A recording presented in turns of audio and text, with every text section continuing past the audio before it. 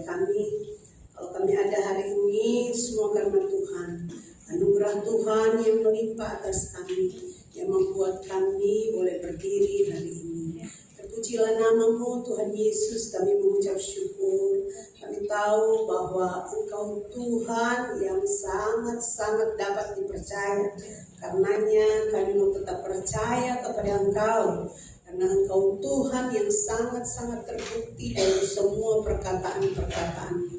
Sekali-kali iman kami tidak akan tergoyahkan. Apapun situasi kami, apapun musim yang kami lewati, kami tahu Tuhan setia dan baik buat kami, bahkan teramat baik buat kami. Terpujilah nama-Mu Tuhan Yesus. Saatnya kami akan mendengarkan firman-Mu, firman kebenaran dan firman kehidupan yang akan menuntun kami ke jalan-jalan kehidupan, yang akan menolong kami untuk kami senantiasa berjalan dalam apa yang Tuhan mau di hari-hari hidup kami. Di dalam nama Tuhan Yesus, kami tetap percaya Roh Kudus bekerja di tengah-tengah kami, berkarya di setiap hati dan pikiran daripada umat-Mu di pagi hari ini. Dalam nama Tuhan Yesus, setiap perkataan Tuhan, setiap firman Tuhan yang kami dengar di pagi hari ini, kami percaya ada kuasa daripada Tuhan untuk mengerjakan apa yang Tuhan mau di dalam hidup kami. Dalam nama Tuhan Yesus, kami tetap percaya Roh-Mu yang kudus mengaruniakan kepada setiap kami pikiran yang mau menerima firman Tuhan, hati yang mau membuka, yang terbuka untuk setiap kebenaran firman Tuhan yang didengar di pagi hari ini. Dan biarlah pengertian dan pewahyuan yang daripada-Mu memenuhi setiap kami tanpa terkecuali di dalam nama Tuhan Yesus. Berfirmanlah bagi kami di pagi hari ini. Kami semua siap untuk mendengarkannya. Haleluya. Amin. Akan duduk dan kita akan dengarkan pesan gembala.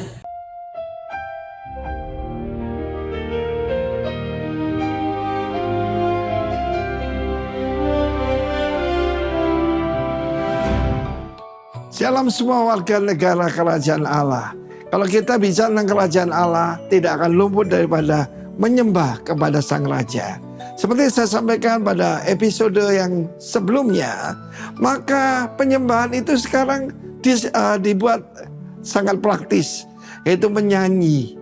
Menyanyi, memuji Tuhan, irama lambat itu menyembah. No, menyembah itu kepala kita sujud sampai di tanah. Dan kita melihat seringkali kita bilang worship, mereka berpikir musik, alat musik, penyanyi yang bagus. Kita lihat The First Family yang menyembah Tuhan. Di dalam Kejadian pasal 2 dikatakan Tuhan belum menurunkan hujan. Hujan apa? Berkat ke bumi ini. Bumi itu manusia. Karena apa? Belum ada manusia yang mengusahakan. Mengusahakan sana adalah abad. Jadi istilah usaha itu betul-betul sangat alkitabiah. Dia berkata, kalau kita sudah di Taman Eden, kita tidak perlu lagi bekerja. Bekerja untuk keselamatan yang salah. Tetapi bekerja itu adalah perintah Tuhan. Dan itu adalah abad. Ibadah. Jangan salah. Kemudian kepada Adam ditugaskan untuk yaitu abad dan samar. Yaitu mengusahakan, memelihara, dan menjaga Taman Eden. Kita tidak ada Taman Eden, ada keluarga kita. Jemaat kita yang Tuhan percayakan itu Taman Edennya di mana kita punya hubungan dengan Tuhan. Dulu Firdaus dengan yaitu Eden itu jadi satu, ada hubungan. Karena itu kalau ditentukan hanya cuma nyanyi, saya kira keliru ya. Dan juga dikatakan bekerja, jangan bekerja terus. Mesti menyembah Tuhan. Bekerja itu adalah ibadah. Kalau memuliakan Tuhan, kita bekerja untuk memuliakan Tuhan, mengusahakan dan menjaga. Setiap kepala keluarga harus jadi seorang yang mengusahakan dan menjaga keluarganya. Kemudian kita lihat bagaimana kegagalan daripada penyembahan yang pertama. Kedua adalah saya kira harus ada mendidik, mengusahakan dan menjaga. Wanita ini yaitu istri daripada Adam belum diberi nama. Adam sibuk memberi nama semua binatang. Sebagaimana dia memberi nama itu, demikianlah sifat daripada binatang tersebut. Wow, manusia pertama itu sangat sakti. Karena itu Yesus suka merubah nama. Ketika Allah menjelma jadi manusia, Simon dia ganti jadi Kefas, Petrus, batu. Ya, di atas batu karang ini Petra, dirinya sendiri. I will build my ecclesia. Nah, dengarkan baik-baik bagaimana Adam gagal membina keluarganya. A family that pray together, praise together, worshiping together akan bersama-sama. Dan kita terjadi pertengkaran dalam keluarga pertama kali ketika ada pribadi ketiga yang masuk, yaitu Satan. Dan kemudian ketika mereka punya anak, Kain dan Habel memberikan a different kind of worship. Habel memberikan yang terbaik daripada kambing dombanya. Dia seorang peternak, yaitu lemak-lemaknya, artinya yang the best one. Tetapi Kain memberikan sebagian daripada apa yang dia berikan. Kita melihat contoh yang jelas seperti minggu yang lalu saya katakan ada dua Ananias. Satu Ananias memberikan sebagian, Ananias yang satu murid itu memberikan seluruh hidupnya. Demikian juga ini the failing first family yang worship. Karena worshipnya yaitu ditujukan untuk mendapatkan benefit, untuk keuntungan. Ketika Kain melihat Habel diterima oleh Tuhan. Habel artinya breath, nafas. Hidup manusia itu cuma seperti nafas. Kain itu yang diminta daripada Tuhan. Maka kita melihat bagaimana keluarga ini terpecah belah. Tetapi Tuhan tidak tinggal diam. Dia memberikan putra ketiga itu Set, gambaran pada Kristus. Tuhan memberkati kita dalam nama Yesus. Amin. Ya, puji Tuhan, kita sudah dengarkan pesan gembala dan kita masuk di bulan Juli. Ini adalah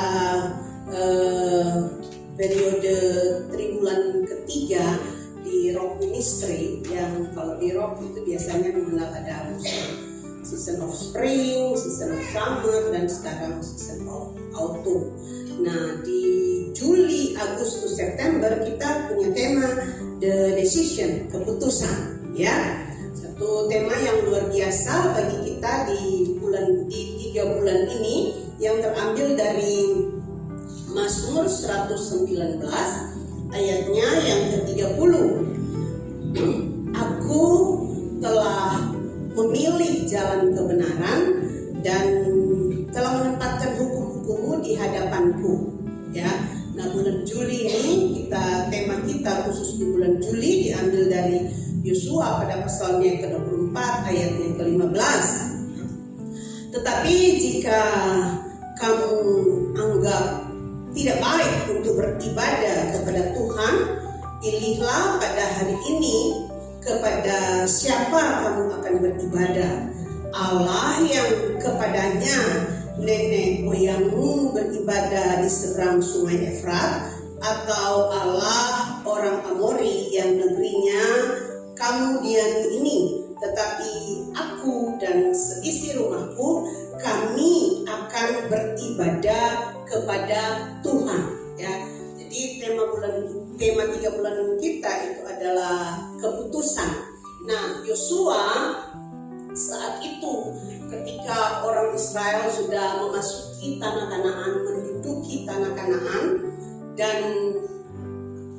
tidak lama lagi Yosua mau meninggal gitu ya, dan Yosua memberikan pilihan kepada orang Israel, memberitahukan bahwa hari ini jika kamu anggap tidak baik untuk beribadah kepada Tuhan, pilih pada hari ini.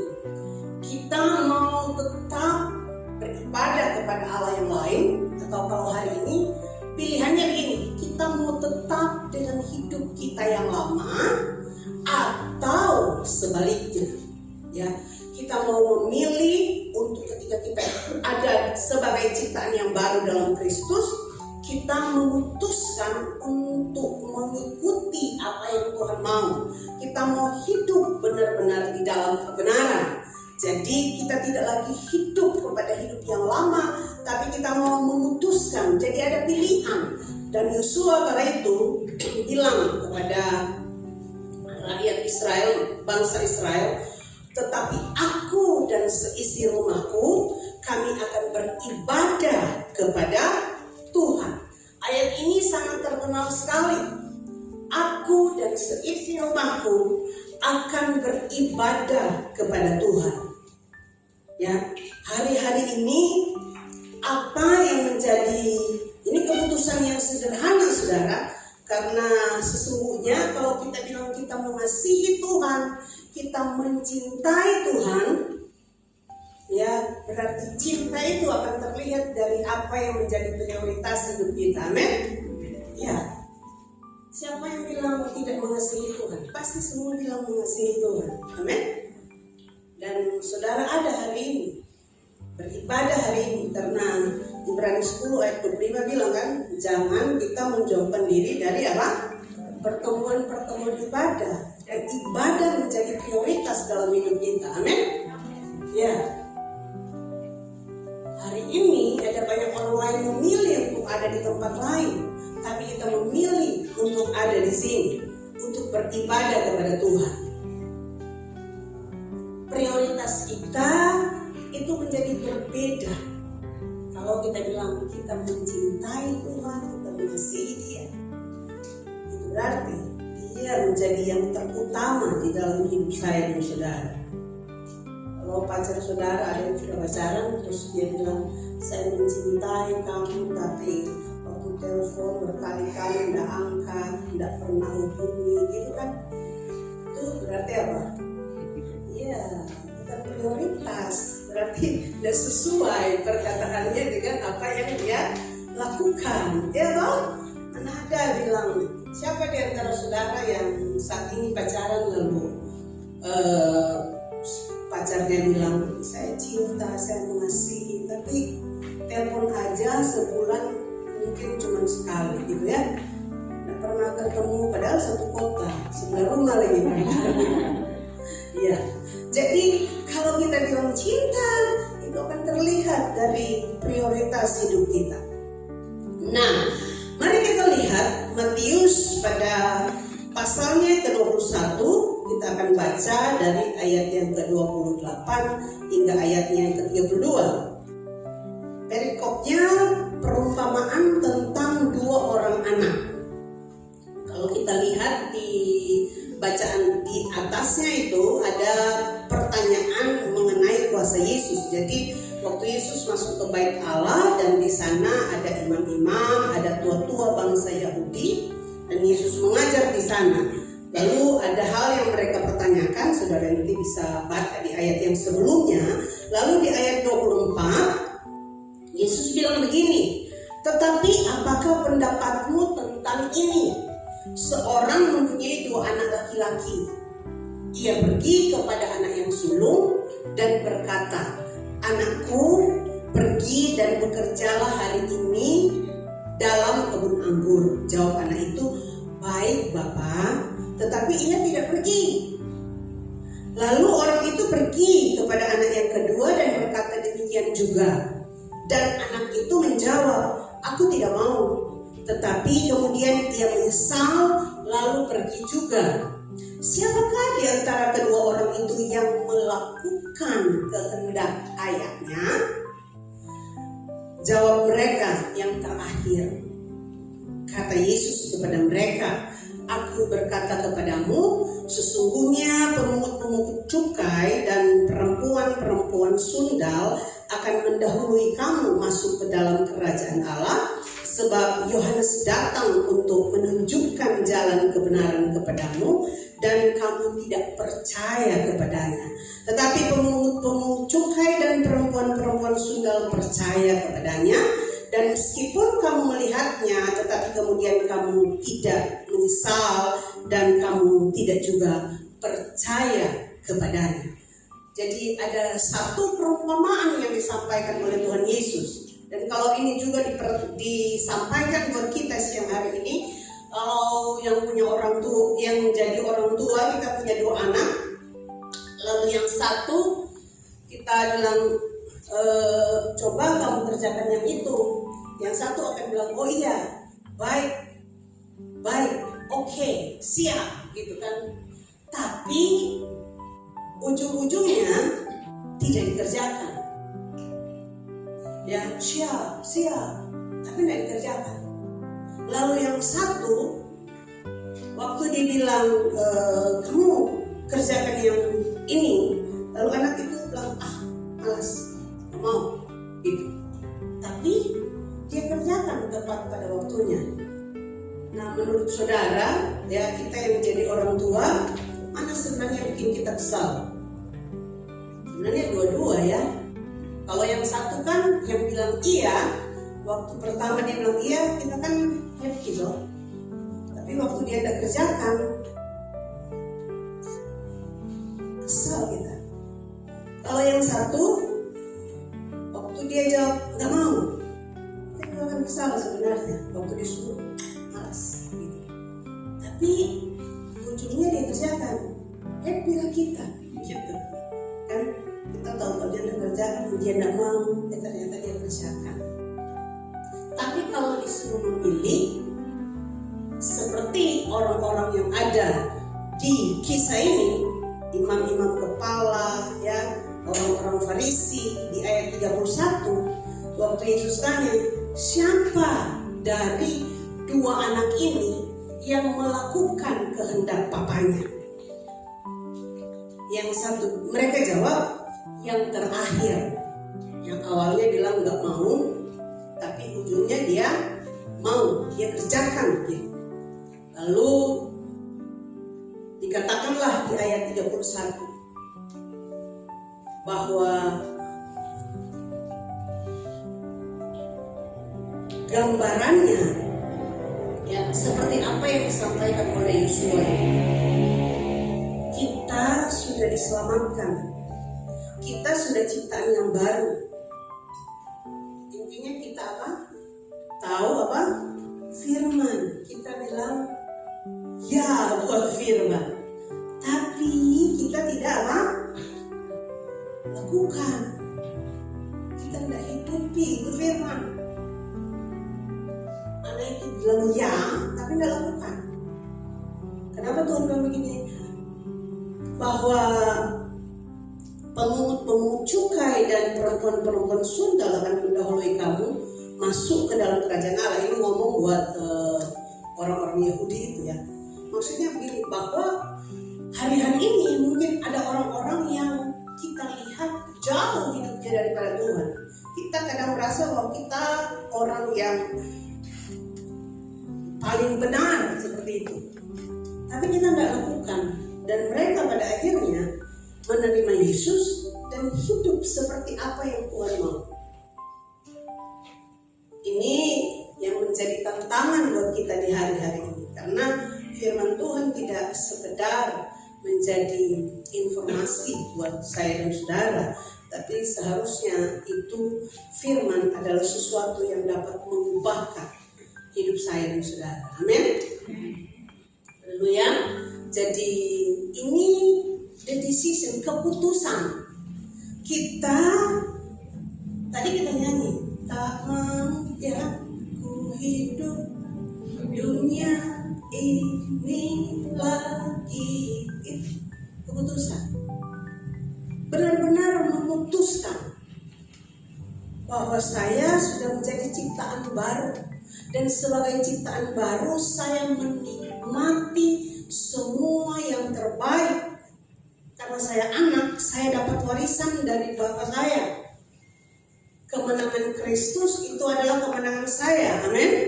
Kehidupan Kristus adalah kehidupan saya. Saya dapat semuanya itu. Keselamatan bukan karena perbuatan saya, tapi ini adalah pemberian. Ya, kita sebentar akan mengambil perjamuan. Bahwa yang seharusnya dosa itu ditanggungkan kepada kita, tetapi Yesus yang telah menanggung itu di kayu salib. Semua kutuk ditimpakan kepada dia. Makanya waktu Yesus bangkit, intinya begini, bahwa karena upah dosa itu maut, ada yang harus jadi apa? Yang harus menebusnya, menanggungnya. Hukumannya itu maut. Tidak ada satu manusia pun yang layak seorang yang tidak berdosa, dan semua manusia, kata firman Tuhan, telah berbuat dosa, hilang kemuliaan Allah. Maka Yesus datang menjadi manusia, lalu kepada Dia ditanggungan itu. Yesus mati, makanya waktu Dia bangkit, Dia telah menghancurkan kuasa dosa. Dia pikul semuanya, dan dia pikul itu di kayu salib. Dan ketika Dia mati, Dia bangkit, dosa maut telah dikalahkan. Amin. Dan Bapa di surga menerima itu. Intinya begini, menerima pelunasan dosa itu dengan darahnya. Amin. Dan penebusan itu sah waktu Yesus bangkit. Nah, saya dan saudara sudah terima itu. Dan itu cuma-cuma. Tidak ada satupun apapun di dunia ini yang dapat dibandingkan dengan itu. Tidak ada. Apa yang saudara bisa sebutkan yang dapat dibandingkan dengan pengorbanan Kristus? Tidak ada, kan? Amin? Ya. Nah, karenanya kita mau hidup di dalamnya, di dalam apa yang Tuhan mau. Itu maksudnya. Dia bukan kita lakukan dulu baru Dia kasih, tapi Dia sudah kasih semuanya dan tidak ada yang sisa. Haleluya. Oleh sebab itu, karena kita telah terima itu semua sempurna, coba kita ke Yakobus pada pasal yang pertama ayat 17. Yakobus 1 ayat 17. Setiap pemberian yang baik dan setiap anugerah yang sempurna datangnya dari atas, diturunkan dari Bapa segala terang. Padanya tidak ada perubahan atau bayangan karena pertukaran. Tuhan itu Tuhan yang tidak pernah berubah. Janjinya apapun itu tidak ada perubahan. Firman-Nya tidak pernah berubah. Dan semua yang kita terima itu pemberian, itu anugerah, dan itu sempurna kita terima. Datang dari Dia yang memberi kita cuma-cuma. Ayat yang ke-21 dari Yakobus. Sebab itu buanglah segala sesuatu yang kotor dan kejahatan yang begitu banyak itu. Semua yang bersumber dari kegelapan di manusia kita yang lama itu, kita harus memutuskan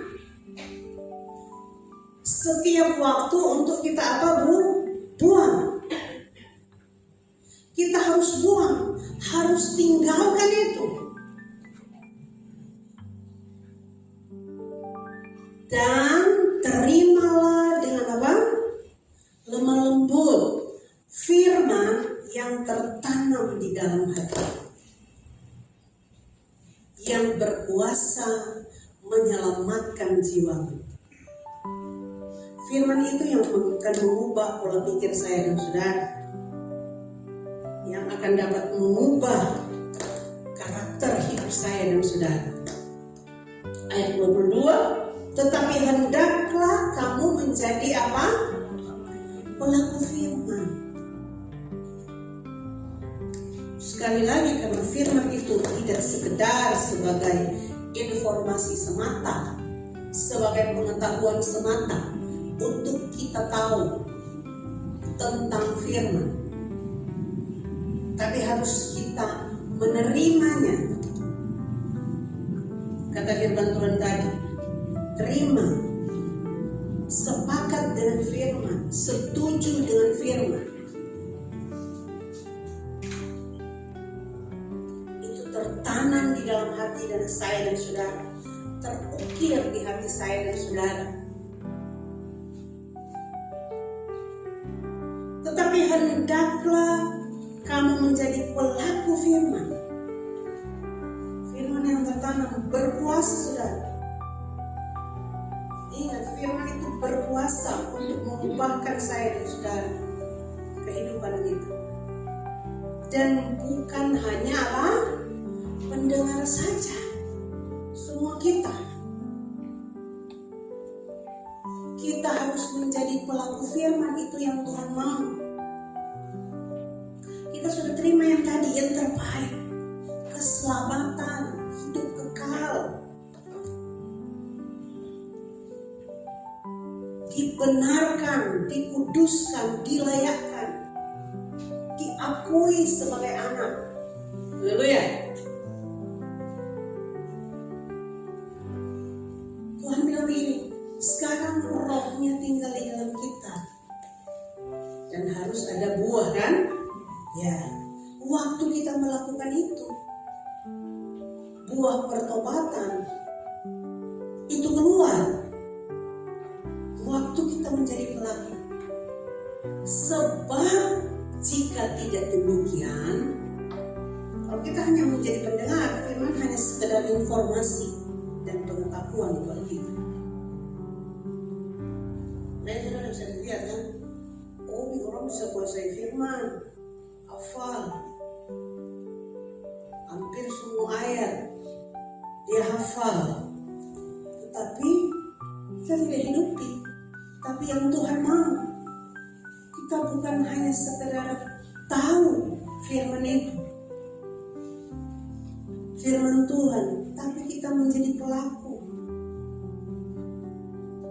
Itu tertanam di hati, mengubahkan hati kita, mentransformasi pola pikir kita. Kita menjadi pelaku. Sebab jika tidak demikian, kamu apa? Menipu diri sendiri.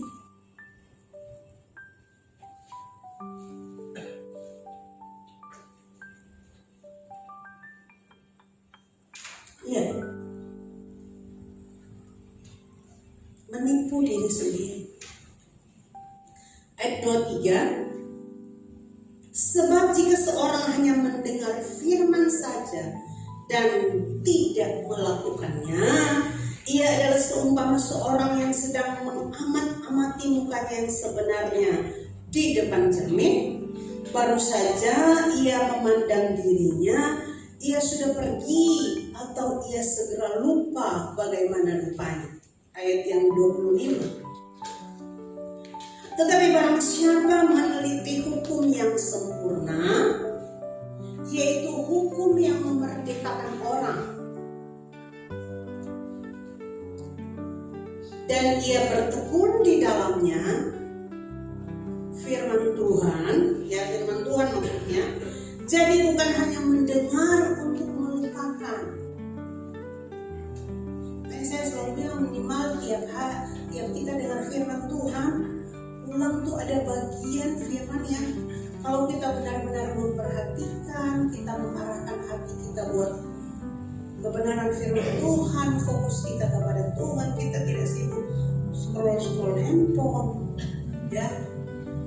Firman diberitakan dan kita sibuk scroll handphone, tidak jadi prioritas.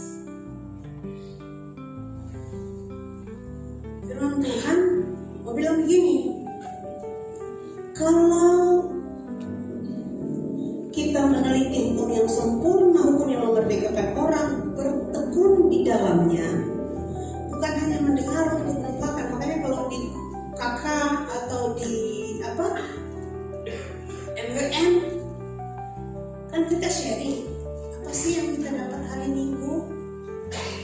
Lalu ya, ada sesuatu yang harus kita dapatkan. Jadi rema atau apa yang waktu firman itu disampaikan, itu mengubahkan hidup kita.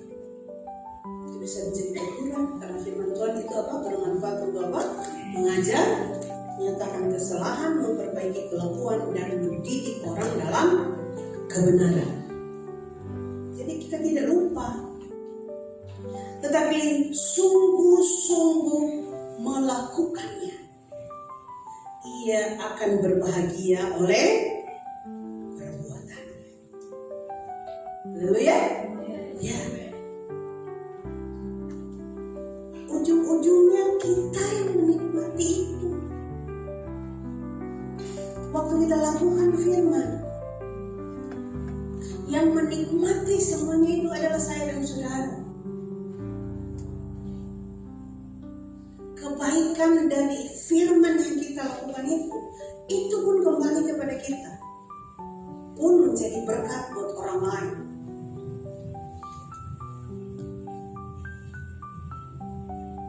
Barang siapa meneliti hukum yang sempurna, ini jaminan. Sama dengan yang ada di Mazmur pada pasal yang pertama. Kalau kita tidak lupa memperkatakan dan seterusnya, bertekun di dalamnya, tidak hanya mendengar untuk melupakan, tapi mau melakukannya. Firman Tuhan bilang begini, ia akan berbahagia oleh perbuatannya. Haleluya. Ya, ini luar biasa, saudara. Jadi Tuhan kita, Tuhan yang mau semuanya yang terbaik untuk saya dan saudara. Lukas 11 ayat 27 hingga ayat yang ke-28. Ayat 27. Ketika Yesus masih berbicara, berserulah seorang perempuan dari antara orang banyak dan berkata kepadanya, berbahagialah ibu yang telah mengandung engkau dan susu yang telah menyusui engkau. Ayat 28. Terus Yesus bilang apa? Tetapi ia berkata, yang berbahagia ialah mereka yang mendengarkan firman Allah dan apa? Yang memeliharanya. Harus juga dibuat telapak kaki ibu dan seterusnya. Kita wajib menghormati orang tua. Itu firman. Yesus bilang begini, yang berbahagia ialah mereka yang mendengarkan firman Allah dan memeliharanya, dan yang memelihara, yang melakukannya dalam kehidupan kita sehari-hari. Mungkin termasuk saya, kita semua berlatih terus. Kalau tadi kita baca di Yakobus 1, kita harus cepat mendengar, lambat untuk apa? Berkata-kata, dan lambat untuk marah. Itu jadi latihan, bukan cuma buat saudara, buat saya juga. Cepat mendengar, lambat untuk berkata-kata, lambat untuk marah. Kita cross check 1, 2, 3, kita sudah marah duluan. Kadang kalau marah kata-kata sudah kayak kereta api panjang, itu mesti kita buang, kata firman Tuhan. Ya. Kembali di Yakobus tadi, coba kita lihat ayat 26. Jikalau ada seorang menganggap dirinya beribadah, kita harus perhatikan baik-baik, tapi tidak mengekang apa? Lidahnya, ia menipu dirinya sendiri, maka sia-sialah ibadahnya. Harus belajar terus ini, saudara, ya. Mendengar firman dan melakukan, mengekang lidah. Saya percaya ini jadi PR buat kita semua, bukan hanya buat mama, tapi bukan hanya buat perempuan, tapi semua. Kadang bapak-bapak jarang bicara, tapi sekali bicara juga kadang yang keluar kata-kata kutuk, ya. Jadi kita harus jadi pelaku firman, memutuskan, the decision, keputusan. Kita harus bisa memutuskan, bukan hanya Yosua menghadapkan itu, pilihan itu kepada bangsa Israel, tapi hari ini juga firman ini diperhadapkan kepada saya dan saudara. Kita harus memutuskan, memilih, memutuskan untuk dari hal yang sederhana ini mempunyai kata-kata yang apa? baik. Kata-kata firman Tuhan sederhananya begini, bahwa saudara ada masalah, ada persoalan, lalu ketika saudara bicara terus tentang, bukan tidak boleh ya, tapi ketika saudara terus berulang-ulang dan berulang-ulang, saudara bicara tentang masalah itu, sesungguhnya masalah itu jadi semakin besar buat saudara atau semakin kecil? Semakin besar. Itu artinya pikiran saudara itu yang memenuhi pikiran kita. Yang terjadi adalah ketakutan, kekhawatiran. Benar ada masalah, kita tidak mengabaikan masalah gitu maksudnya. Kalau kita punya masalah, punya persoalan, kita tidak mengabaikan itu. Bukan anggaplah tidak ada, bukan begitu. Tapi perkataan kita, fokus kita adalah kepada siapa tuh? Tuhan dan firman-Nya. Waktu ada masalah tapi yang saudara perkatakan itu firman, masalahnya tuh kelihatan menjadi sederhana atau jadi lebih berat? Ya, jadi lebih sederhana. Itu yang saya alami ya, yang saya rasakan dalam hidup saya. Ketika ada masalah, tapi fokus kita kepada Tuhan, kita hadapi masalahnya. Bukan berarti tidak, tapi bukan kita perkatakan terus, bahkan yang diperkatakan itu semua yang negatif. Yang kita perkatakan itu terus-terus. Kita ketemu si A itu, si B, si C, si D. Dari minggu ini, minggu depan, masalahnya belum selesai. Bulan depan itu terus. Ketemu sama orang itu terus. Jadi sudah cerita ke A, ketemu ulang dia cerita lagi. Karena mungkin orang yang dengar itu kan, ketemu bicara itu, ketemu bicara itu. Mari kita mau belajar memperkatakan firman Tuhan.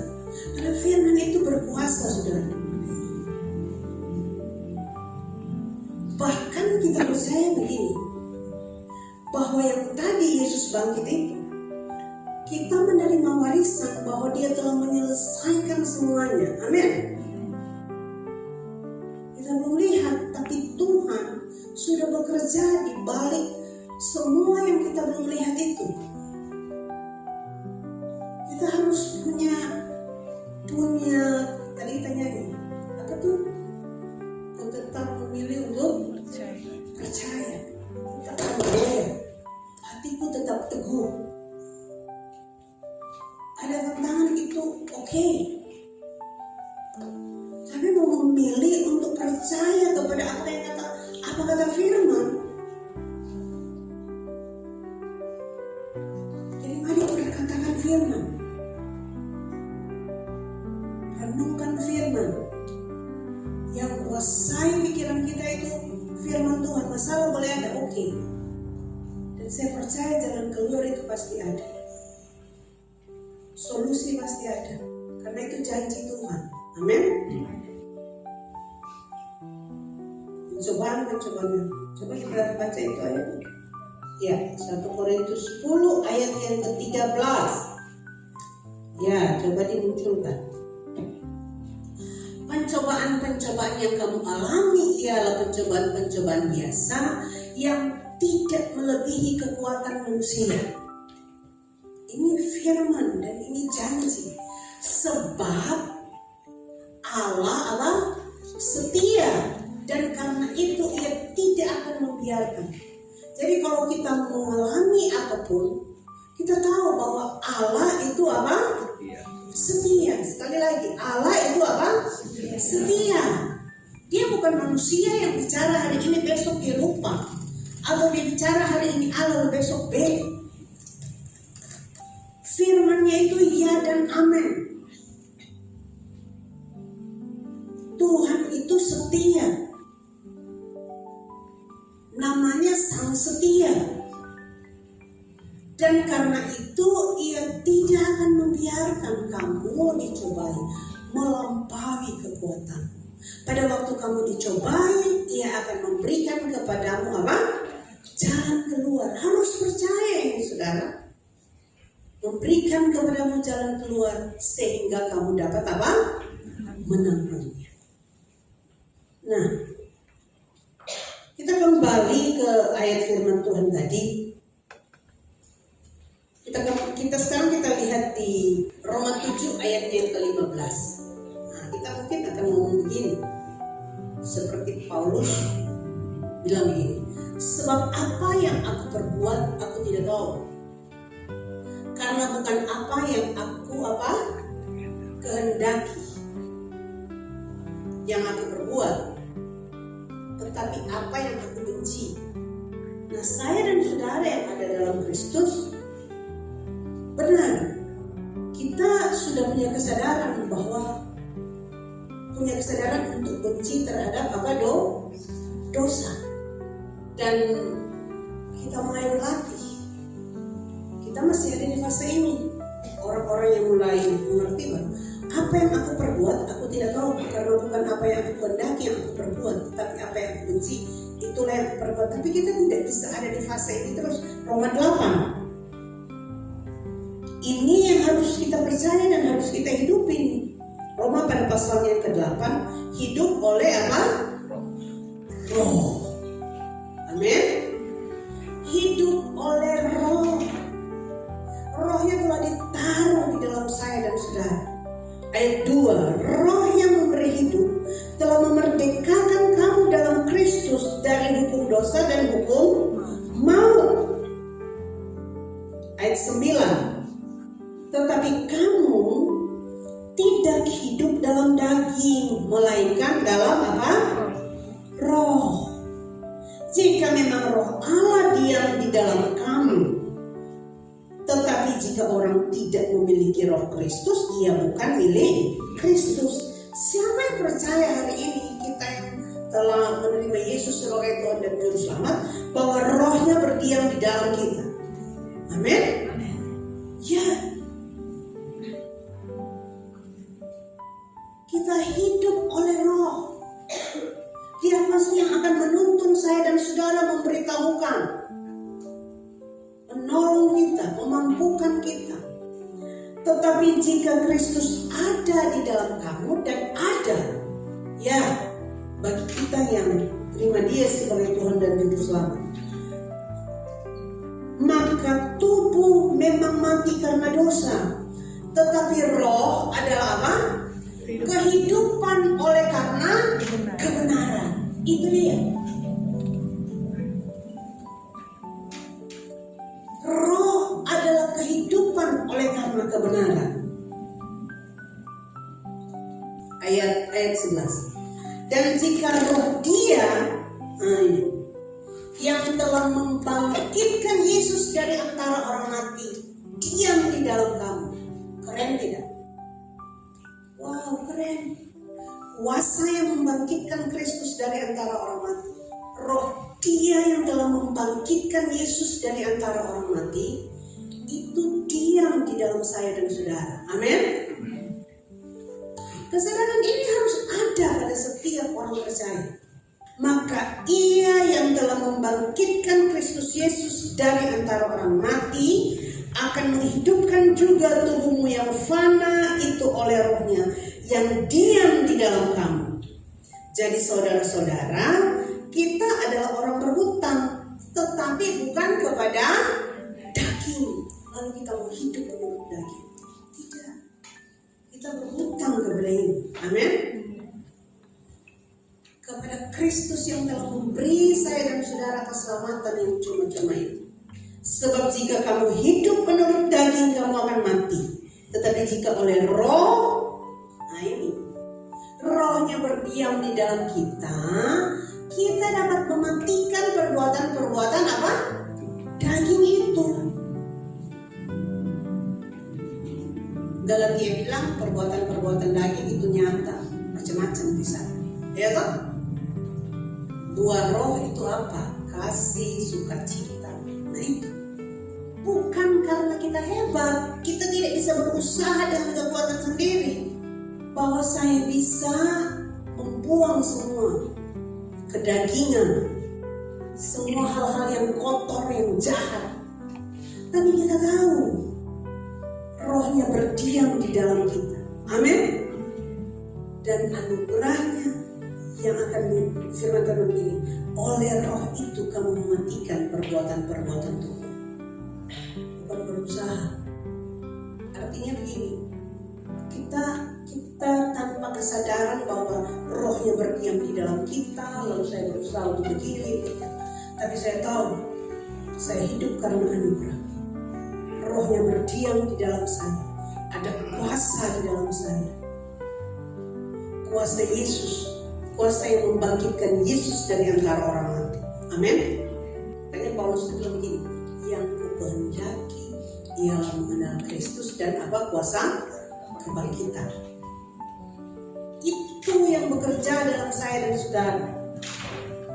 Kalau kesadaran ini ada pada kita, ayat yang ke-14, semua orang yang dipimpin Roh Allah adalah anak Allah. Saya dan saudara anak Allah, amin. Kita anak, amin. Itu berarti kita dipimpin oleh Roh Allah. Kita saja yang tidak percaya, kita saja yang tidak menyadari dan tidak berserah kepada pimpinan dan tuntunannya tiap waktu. Kita yang adalah anak Allah, firman Tuhan bilang semua orang yang adalah anak Allah ini dipimpin oleh Roh Allah. Status kita ini anak dan kita dipimpin karena Rohnya berdiam di dalam kita. Keyakinan ini ayat 15. Sebab kamu tidak menerima apa? Roh perbudakan. Kita bukan lagi budak dosa. Amin. Katakan amin. Amin. Kamu tidak menerima roh perbudakan. Waktu kita terima Yesus sebagai Tuhan, kita menjadi ciptaan baru. Saat itu juga kita diberikan roh yang baru. Amin.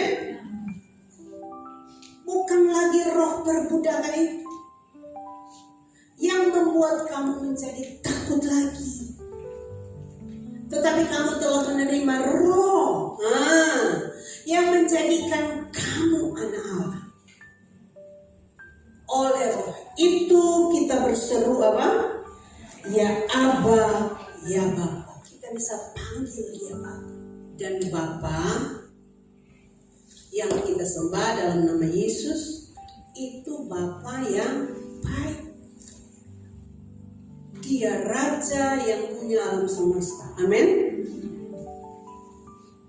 Dan dia murah hati. Haleluya. Dia sangat baik. Itu mungkin kita punya Bapa di dunia tidak sama. Memang tidak sama, saudara. Banyak orang-orang terluka dengan Bapanya. Dan gambar Bapa itu rusak. Tapi kesadaran bahwa Bapa kita, sekarang kita panggil dia Bapa. Abba, kita punya hubungan dengan dia. Kita sekarang anak. Rohnya diam di dalam kita. Biasanya kalau anak itu, kalau si A misalnya, kalau dia punya apapun yang dia lakukan, gerak-gerik atau apa, terkadang kita lihat anaknya, kita tahu siapa bapaknya, ya toh? Kayak dia bapak sudah, dia bicara duduk, dia bicara tidur, makan, ngomong, suaranya, ya toh? Dia tertawa kayak dia papa, gitu. Itu persis dia papa, begitu. Dia bermata tuh persis dia papa, begitu kan? Kalau saudara lihat orang-orang, nah kita yang rohnya Bapa di dalam kita, sudah seharusnya kita serupa dengan Bapa kita. Haleluya. Ya, jadi pesan firman Tuhan buat kita di pagi hari ini bahwa ya Tuhan menghendaki saya dan saudara hari-hari ini punya keputusan memilih saudara.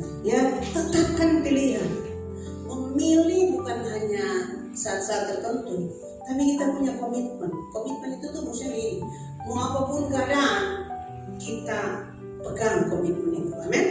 Namanya orang menikah tuh, mau apapun keadaan komitmennya, iya, saya sudah ya ini, saya akan ya untuk selama-lamanya.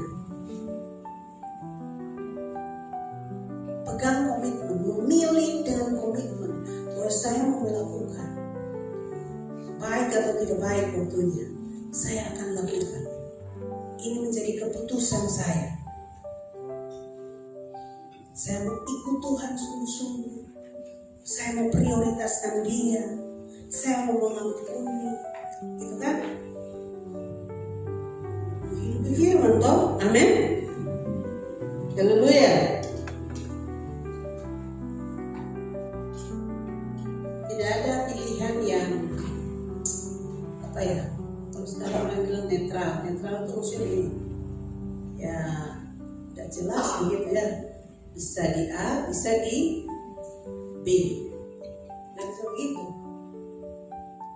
Memilih dengan komitmen, kalau ya bilang ya, kalau tidak bilang tidak. Makanya ayat itu bilang gini, lebih daripada itu berasal dari sejarah. Kalau abu-abu tuh ya, enggak ya, enggak tidak kan? Kalau ya, kalau tidak, tidak. Itu memilih, memutuskan dengan komitmen. Haleluya. Tuhan Yesus memberkati.